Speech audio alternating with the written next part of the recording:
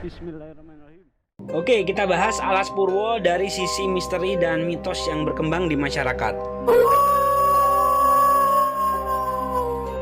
Yang pertama, Alas Purwo merupakan tempatnya kerajaan jin terbesar di Pulau Jawa.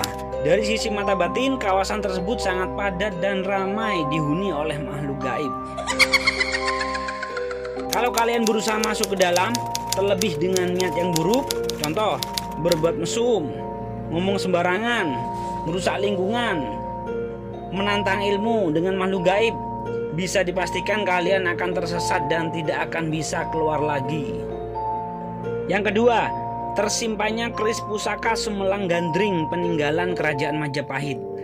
Banyak beberapa orang yang ingin mencari pusaka tersebut, namun sampai saat ini tidak ada yang pernah menemukannya. Yang ketiga, mitos suara asing yang memanggil-manggil. Kalau ada suara asing yang memanggil nama kalian, jangan menengok mencari sumber suara. Sekalipun kalian menengok, maka kalian akan mendapat musibah. Bahkan yang lebih parah, kalian akan dibawa oleh makhluk gaib tersebut. Yang keempat, digunakan sebagai tempat oleh beberapa orang dari berbagai macam keyakinan agama untuk kegiatan pertapaan, mendapatkan ilmu hitam, ilmu kanuragan, pesugihan, bahkan hanya sekedar untuk menenangkan batin dari tekanan permasalahan hidup. Waktu yang paling banyak dikunjungi para pertapa yaitu tanggal 1 Suro kalender Jawa.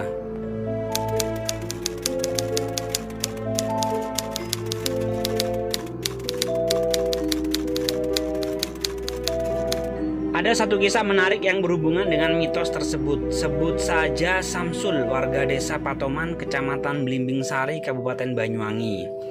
Pada suatu hari, seperti biasa, Samsul berpamitan ke istrinya untuk pergi mencari rumput guna kebutuhan pakan hewan ternak peliharaannya. Dan itu merupakan kegiatan sehari-harinya. Sampai pada sore hari, Samsul belum juga pulang. Istrinya mulai khawatir dan meminta bantuan kepada warga sekitar untuk mencari keberadaan suaminya itu.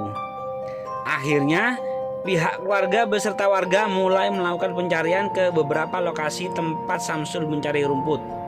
Akan tetapi hasilnya nihil. Hingga esok paginya pencarian pun dilanjutkan, dan kemudian warga menemukan motor milik Samsul tergeletak di tepian hutan Alas Purwo. Tetapi tidak dengan pemiliknya. Sebagian warga beranggapan bahwa Samsul telah dimangsa oleh macan tutul, bahkan tidak sedikit yang beranggapan Samsul telah dibawa oleh makhluk gaib. Hari-hari berlalu, Samsul belum juga ditemukan. Kalaupun sudah meninggal, jasadnya minimal ditemukan dan bisa dimakamkan dengan layak. Tahun demi tahun telah berlalu hingga pada suatu waktu keluarga Samsul tengah disibukkan kegiatan hajatan putranya yang akan disunat karena sudah beranjak remaja. Tiba-tiba salah satu emak-emak yang baru selesai mencuci piring di pinggir sungai menjerit histeris, sehingga membuat warga berdatangan dan ternyata semuanya ikut menjerit lalu lari berhamburan. Apa yang terjadi? Emak-emak tersebut beserta warga dikagetkan dengan keberadaan Samsul yang kala itu datang dengan tiba-tiba. Samsul berusaha meyakinkan keluarga dan warga desa bahwa dia masih hidup dan dalam keadaan baik-baik saja. Berdasarkan ceritanya, dia diajak salah satu pengikut Nyi Roro Kidul ke kerajaannya melalui pintu gaib yang letaknya berdekatan dengan lokasi saat dia mencari rumput. Setelah bertahun-tahun lamanya, Samsul mengetahui cara gaib bahwa putranya akan melangsungkan hajatan sunat. Sehingga dia meminta izin kepada sosok yang tak kasat mata tersebut untuk pulang menghadiri acara anaknya. Kemudian Samsul diizinkan dengan sebuah ikatan perjanjian. Kegembiraan menyelimuti keluarga besar Samsul kala itu, terutama istri dan anak-anaknya.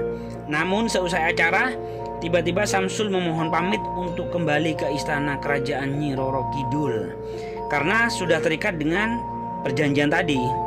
Jika diingkari, maka Samsul dan keluarganya akan menghadapi musibah besar bahkan kematian. Suasana emosional terjadi kala itu. Samsul, istri, anak-anak beserta keluarga besarnya menangis sejadi-jadinya, seakan-akan tidak rela dengan adanya perpisahan itu.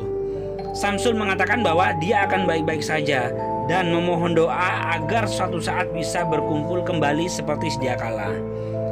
Maka Dengan berat hati Samsul pergi meninggalkan rumah yang penuh dengan kenangan itu selama-lamanya.